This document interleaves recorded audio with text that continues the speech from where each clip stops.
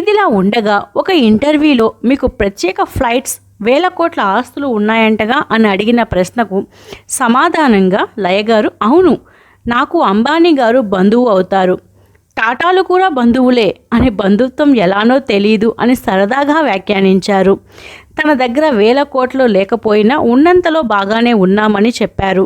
గతంలో తన ఆర్థిక పరిస్థితి బాగోలేదని చిరంజీవి గారు సహాయం చేశారని రాశారు. వ్యూస్ కోసం ఆ విధంగా రాయడం బాధాకరమని అన్నారు. రానున్న కాలంలో తన కూతుర్ని హీరోయిన్గా చేయాలని తాను అనుకుంటున్నానని, తనకి కూడా మంచి పాత్రలు వస్తే సినిమాలు చేస్తానని చెప్పారు. తన పెళ్లికి పవన్ కళ్యాణ్ గారిని ఆహ్వానించారు లయ గారు. కానీ పవన్ కళ్యాణ్ గారు ముందుగానే పెళ్లికి వచ్చారు. అది చూసిన లయ భయపడి పవన్ కళ్యాణ్ గారి దగ్గరికి వెళ్ళి భోజనం చేసి వెళ్ళమని చెప్పగా పవన్ కళ్యాణ్ గారు నవ్వి అన్నయ్య కూడా వస్తున్నారు, దారిలో ఉన్నారు అని చెప్పారు.